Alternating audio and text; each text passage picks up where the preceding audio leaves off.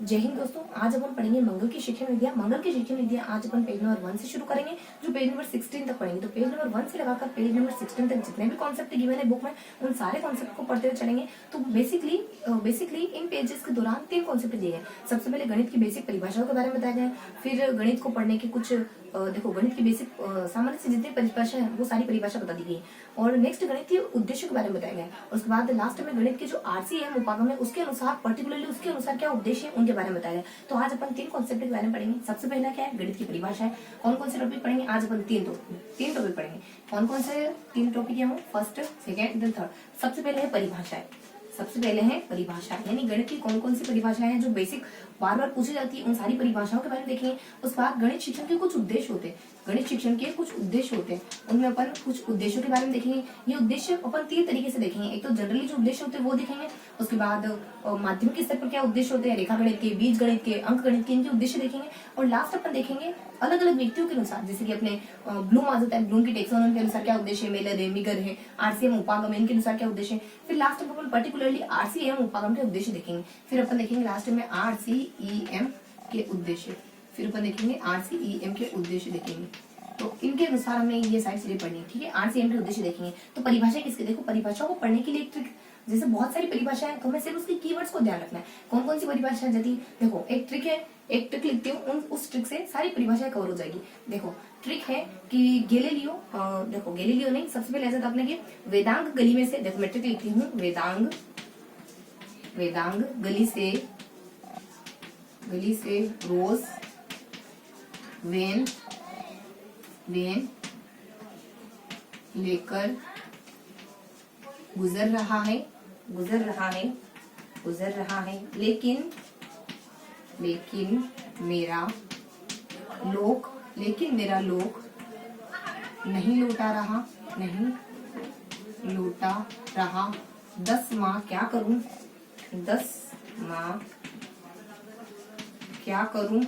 करूं? हेनरी नर को बता दूं क्या? कांट नर को बता दूं क्या? बैठ जा बेटे,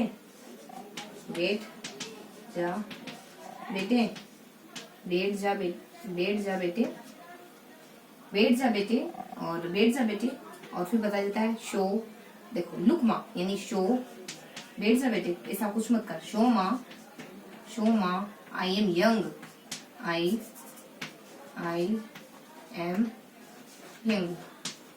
देखो एक छोटी सी स्टोरी, इसके थ्रू हमें सारे व्यक्तियों के नाम याद हो जाएंगे। जब नाम याद होंगे उनकी परिभाषा बेसिकली इजी गोइंग याद हो जाएगी। देखो वेदांग के द्वारा क्या कहा जाता है? मुकुट, यानी जिस तरीके से, यानी मुकुट शब्द इसमें आएगा, जिस तरीके से मयूरों के सर पर मुकुट शोभायमान होते हैं, उसी तरीके से जितने भी प्रकार के विज्ञान है उनमें गणित सबसे ज्यादा ऊपरी हिस्से पर, गणित उनके मुकुट की तरह है। इस तरीके की परिभाषा होती है वेदांग। हमें पूरी परिभाषा तो याद रखनी नहीं है, हमें सिर्फ कीवर्ड्स याद रखने। तो वेदांग के द्वारा मुकुट शब्द कहा जाता है। देखो मैं शब्द लिखती जाती हूँ। वेदांग के द्वारा क्या कहा जाता है, यहाँ लिख देते हैं। वेदांग के द्वारा मुकुट कहा जाता है।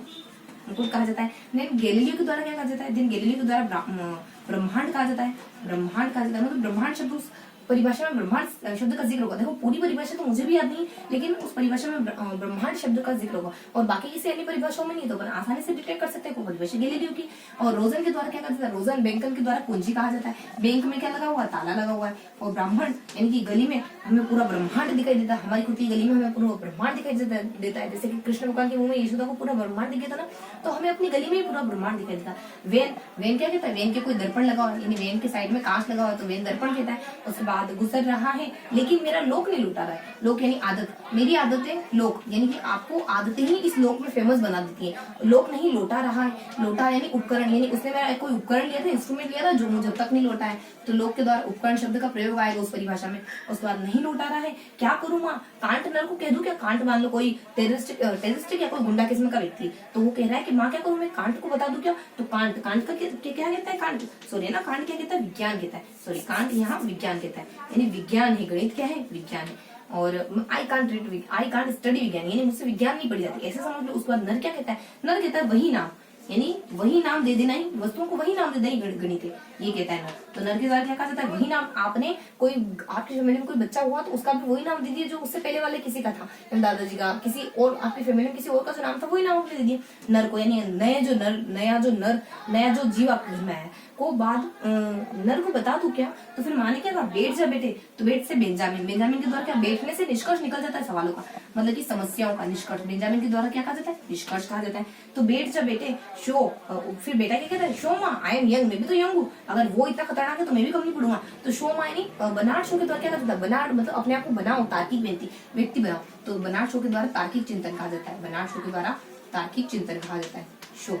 और उसके बाद मार्शल के द्वारा क्या कहा जाता है, मार्शल के द्वारा अमूर्त कहा जाता है, मशाल लेकर आप मूर्ति को देख रहे हो, इतनी अच्छी मूर्ति लाइटें से ऑफ हो गई तो आप मशाल लेकर उसको देखने गए।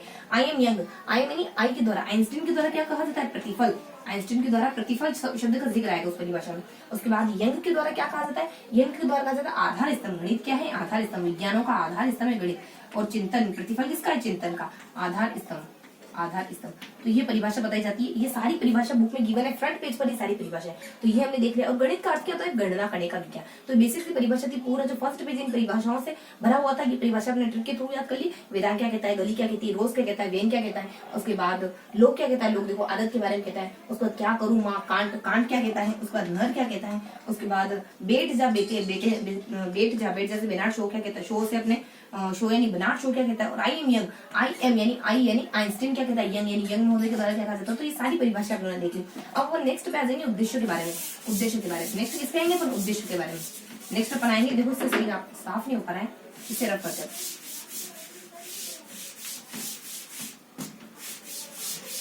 हाँ, उसके बाद उद्देश्य के बारे में देखा जाए। देखो उद्देश्य, गणित शिक्षण के उद्देश्य क्या होते हैं, गणित शिक्षण की एक दो परिभाषा आती है सबसे पहले, एक दो परिभाषा आ जाएगी, जैसे कि डेजी विल के अनुसार, एक तो डेजी विल आ जाएगी और डेजी विल आ जाएगा, और एक यंग आ जाएगा। इन दोनों के द्वारा कुछ परिभाषाएं दी जाती है उद्देश्य की, यानी डेजी विल क्या कहते हैं और यंग क्या कहते हैं।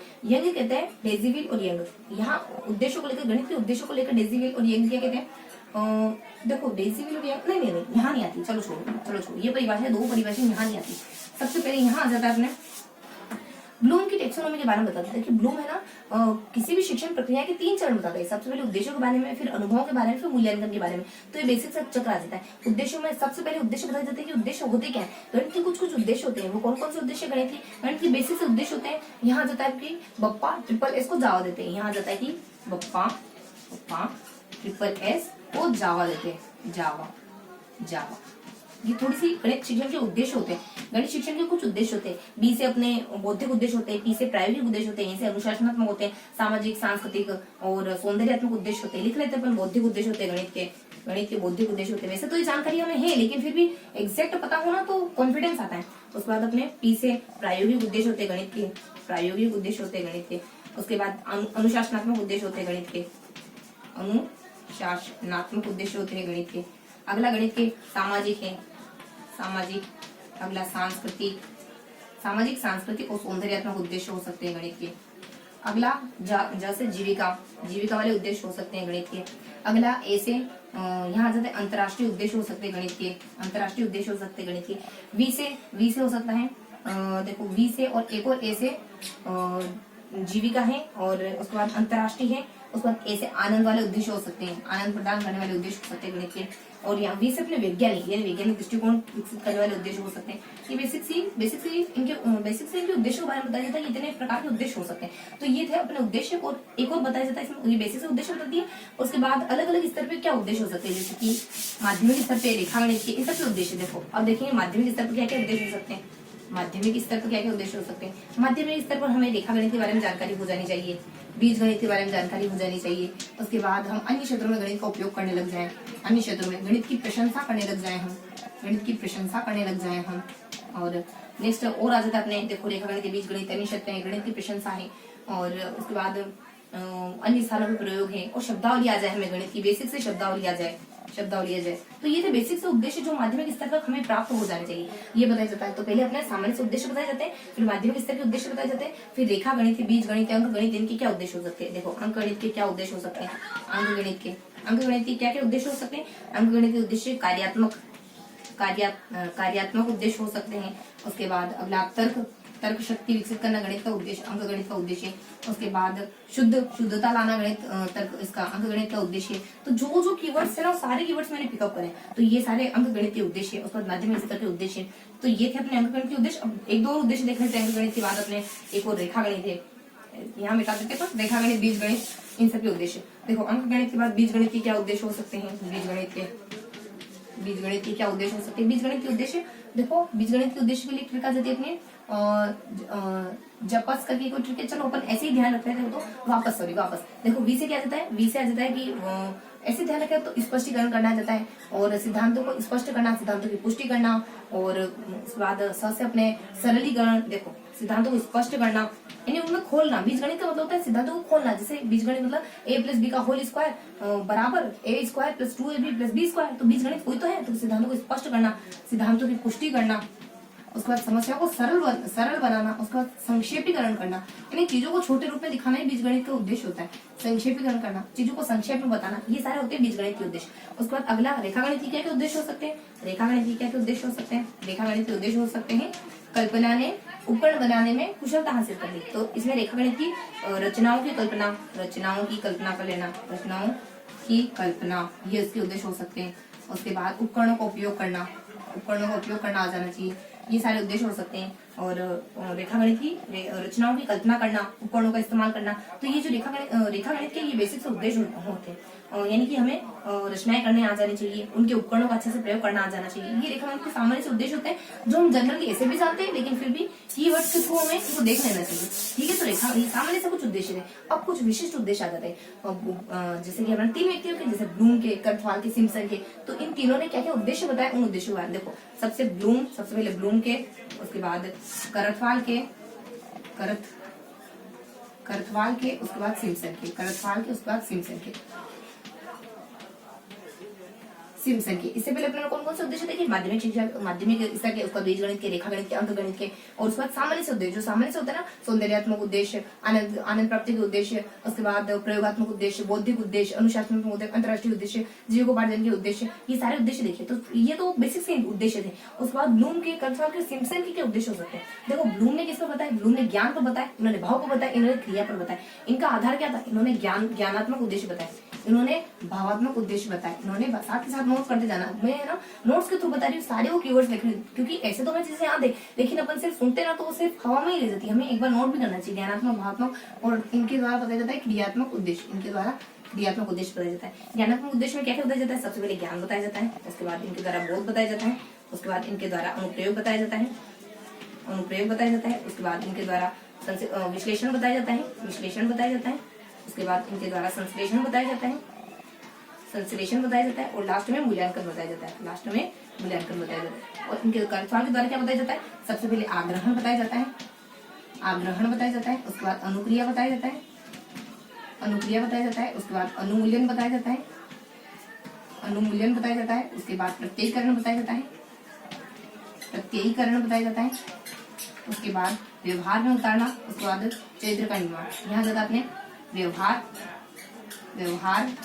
व्यवहारिकता या फिर व्यवहारीकरण, और उसके बाद चरित्र का निर्माण हो जाता है, चरित्र निर्माण। ये थे भावनात्मक उद्देश्य। उसके बाद क्रियात्मक उद्देश्य में सबसे पहले क्या बताया जाता है, उद्दीपक, ये करतवाल, ये ब्लूम और ये सिम्पसन। देखो यहाँ क्या बताया जाता है, सबसे पहले बताया जाता है यहाँ पे कोई उद्दीपक आएगा, उसको देखकर अपन क्रिया करेंगे। उद्दीपक आएगा, उसके बाद अनुक्रिया करेंगे, उसको देख करके अनुक्रिया करेंगे अपन। अनुक्रिया करने के बाद हमें उस पर नियंत्रण स्थापित करना होगा। साइकिल ही चलाना देख लो कैसे सीखते हैं अपन, नियंत्रण, उसके बाद उसके समायोजन करेंगे, उसके साथ समायोजन बिठाना पड़ेगा उसके साथ हमें।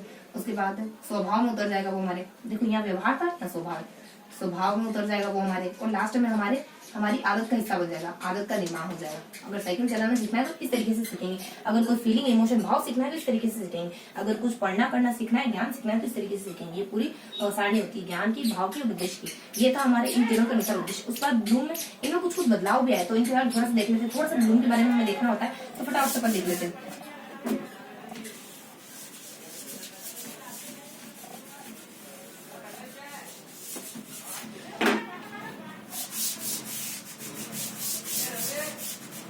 अब अपन देखेंगे ब्लूम के बारे में। देखो ब्लूम में थोड़ा सा बदलाव भी हुआ।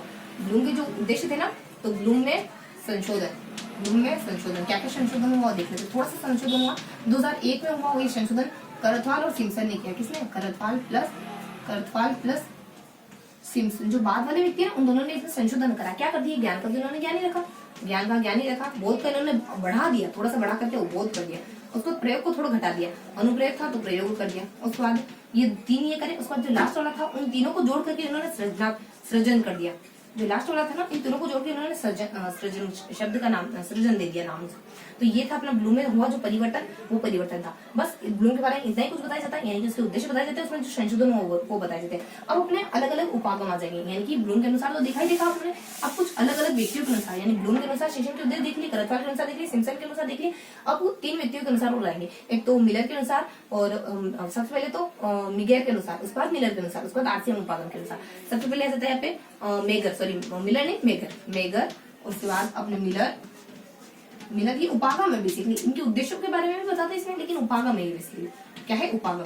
लेकिन ये उद्देश्य तो बता रहे, क्या बता रहे उद्देश्य। उसके बाद अगला जाता है मिलर, यहाँ मेगर, मिलर और आरसीएम ये बता दिए इनके अनुसार। देखो इन सबका समय काल क्या जाता है, इनका सबसे पहले ये कौन से बताते हैं? ये तो भाव के और क्रिया के, इन दोनों उद्देश्यों के बारे में बताते हैं। भाव और क्रियात्मक जो उद्देश्य है उन दोनों ही प्रकार के उद्देश्यों के बारे में बताते हैं। ये बताते हैं ज्ञानात्मक उद्देश्य के बारे में, ज्ञानात्मक के बारे में।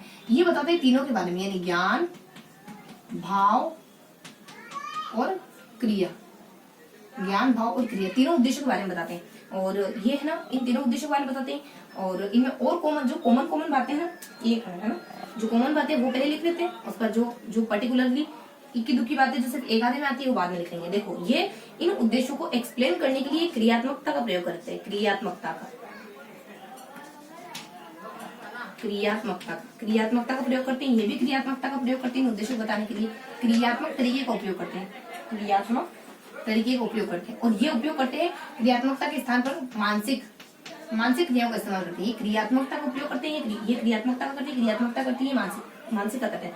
नेक्स्ट इन तीनों कुछ तरीके होते हैं, यानी ये उद्देश्यों को बताते हैं ना, तो उद्देश्य को प्राप्त करने के लिए कुछ तरीके बताते हैं। उस उद्देश्य को तीन तरीके के चरण होते हैं, 3 चरण होते हैं, उनके माध्यम से अपन उस उद्देश्य को प्राप्त कर सकते हैं। क्या बताते हैं? सबसे पहले आप देखो स्वभाव, बच्चे का स्वभाव देखो कि क्या है, उसमें आपको क्या परिवर्तन करना है ये देखो, क्या परिवर्तन करना है ये देखो, और उस परिवर्तन को आप मापोगे कैसे। तो यहाँ आ जाता है मापदंड, यानी उसको आपको मापने के लिए स्वभाव में जो भी परिवर्तन है, आपको कौन से स्वभाव, पहले स्वभाव चेक करो, आपको किसको बदलना है, उसमें क्या परिवर्तन करना है, कैसे करना है ये देखो कि बाद में कितना बदला, तो उसके लिए आप क्या पैरामीटर डिसाइड करोगे ये बता दिया जाता है। अगर किसी उद्देश्य को प्राप्त करना है तो मिलर उपागम क्या कहता है? मिलर उपागम कहता है कि आपको किसी उद्देश्य को प्राप्त करना है तो निम्न कुछ बातें ध्यान रखनी होगी। वो बातें कौन सी? कुछ 5 बातें आ जाती है। सबसे पहले संकेत, जैसे कि ट्रैफिक लाइट देखकर रुकना, एसी का संकेत है ना, लाल लाइट देखकर रुकना, ग्रीन से चलना संकेत है। उसके बाद अनुक्रिया करना, उसके बाद अपन अनुक्रिया करते हैं, संकेत देखकर हमें अनुक्रिया करनी होती है।